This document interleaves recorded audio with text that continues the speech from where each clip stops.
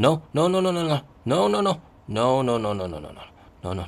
No, no, no, no, no, no, no, no, no, no, no, no, no. So guys, take a look. I'm out here in the beautiful mountains bringing you this urgent video, all right? So I just borrowed a ES8 to film the newest NOP Plus on the 2.6.5 software, the latest software. It's supposed to have the best NOP Plus experience. You can do U-turns and all sorts of stuff. So I tested it out, going from the city out over here. What was the whole experience like? Guys, I apologize for the cicada sound over there. So there's good and there's bad, all right? So the bad is the car nearly crashed, all right? We'll talk more in detail about that, but some of the things that were very prominent, shut up. So some of the good include it was able to quickly avoid traffic. There was one part where I was driving and then somebody tried to come into my lane. The car was able to detect it really, really fast. So the forward detection range of this car is absolutely spectacular. It's able to see super far away thanks to the LiDAR sensor that's looking forward. All right, that's very, very nice. And it's also very evasive. It does a lot of these evasive maneuvers when there's little bus. There was a portion where the bus was there and then it had to go into the solid lines and it would actually avoid that as well, which was really, really nice. And then also in general, just turns and stuff. There was one part at the very beginning where it kind of hesitated between two lanes. Both of the right side lanes could actually turn in, but it kind of decided on the second most right lane, and then it turned. Now, some of the bad things, okay? So I actually had to intervene 4 times. 4 times. I gotta say, first of all, it is a big improvement from before, all right?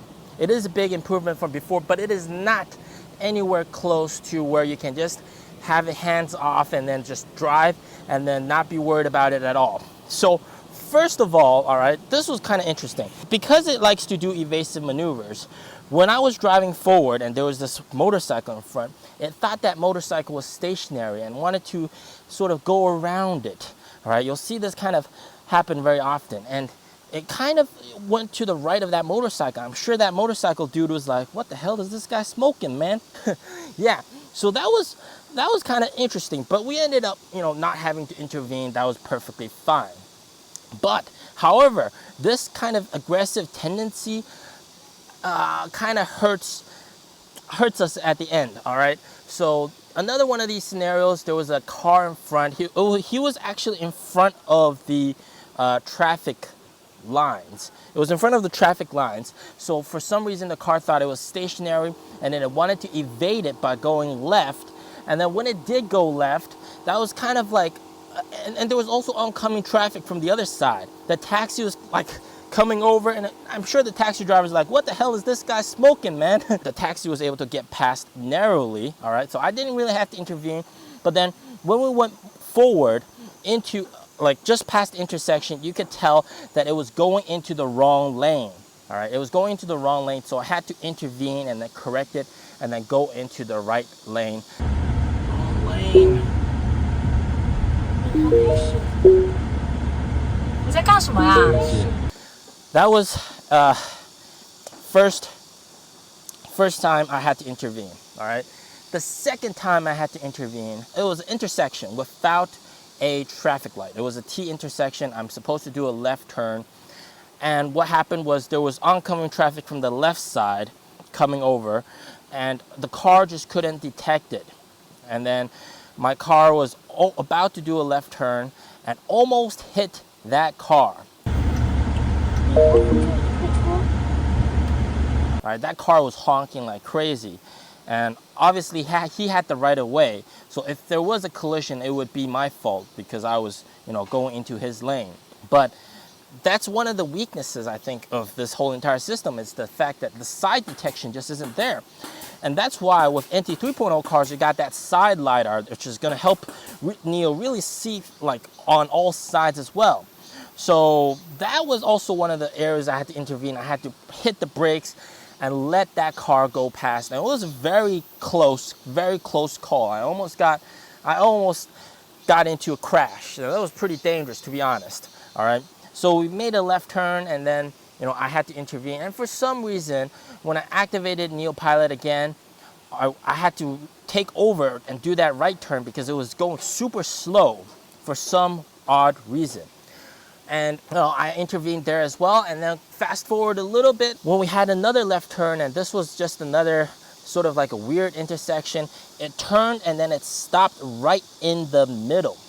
All right, so it stopped right in the middle of the road. Of course, that was very dangerous, so I intervened again. That was the third intervention. And what did it stop? We just drove forward. I reactivated NIO Pilot, and it was kind of going a little bit fast on a very tight right turn. And then with that very tight right turn, it was very dangerous. So I had to intervene and slow down because I couldn't see what was coming from the other side. Maybe there was cars coming in, and that right turn, was too fast. And actually, even after I intervened and did that right turn, slowed down, did that right turn, it was still like a, very tight right turn. And the momentum pushed us, and my son was actually sleeping in the back, and my wife was all pissed at me like, what the hell, how are you driving this car?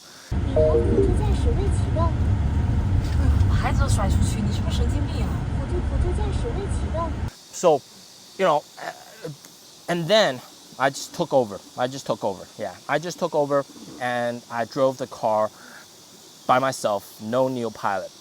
And guys, even though I had to intervene a few times, I gotta say, overall, like, it's a pretty big improvement from before. It's very aware of what's in front, all right? In front, it's solid. It can see super far in front, which is very, very impressive. And also the evasive maneuvers when the bus is there, or there's like a little bike, it tries to be careful and moves a little bit to the left of the lane. Very, very nice. But I gotta say, it is nowhere near the point where you can just hands off and then just let it drive by itself. And I gotta say, I would trust this software for 90% of driving situations. Like on the highway, no problem. Where you're just looking forward, no problem. And most like city traffic light places. So if there's traffic lights, no problem. All right, traffic lights, no problem. And you have sometimes like weird situations, like it's trying to go off lane to avoid the car in front. I mean, those kind of situations, you just kind of have to intervene and tell the car, hey, no, don't do this. Yeah, but I'm sure it's more of a software problem with that kind of over-aggressive, evasive maneuver thing, all right? I'm sure they can polish it and make it more fine-tuned in the future.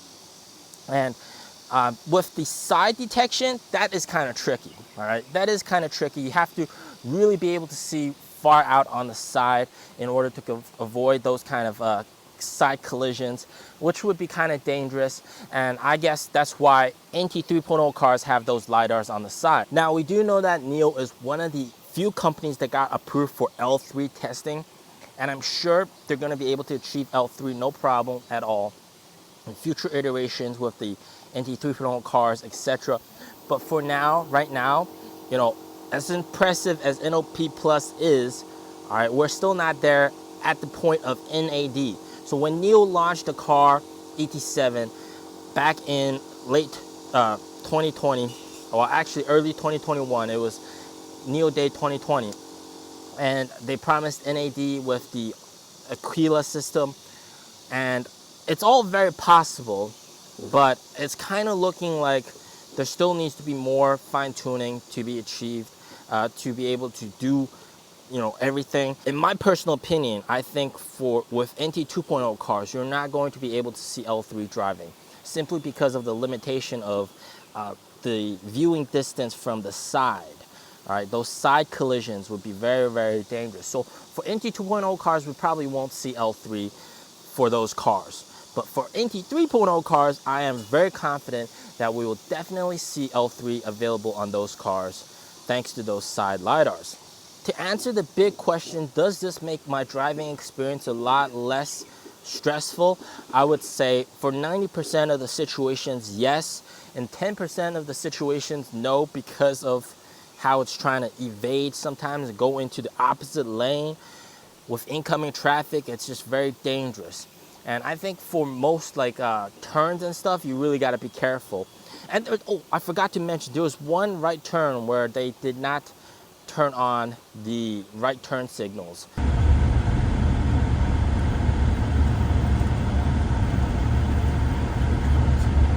You know, it depends on your habit, but I would have preferred that NIO turn on the right turn signals. And usually NIO does turn on the right turn signals when it does the right turn. But I'm just not sure why it didn't happen that time. Overall, there still needs to be a lot of polishing to do to make this perfect. And it's good for 90% of scenarios, all right? And long distance, this is gonna make driving a lot more easy, a lot more comfortable.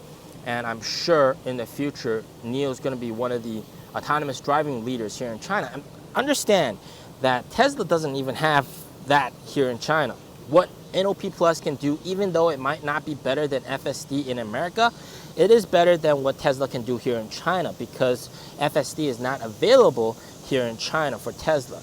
So I would argue that NIO's NOP Plus, even though it's not perfect, is still one of the best out there here in China, okay, here in China right now. And it's definitely better than the other guys that are delivering more cars than NIO, in my personal opinion, like Zeekr, etc. Those guys.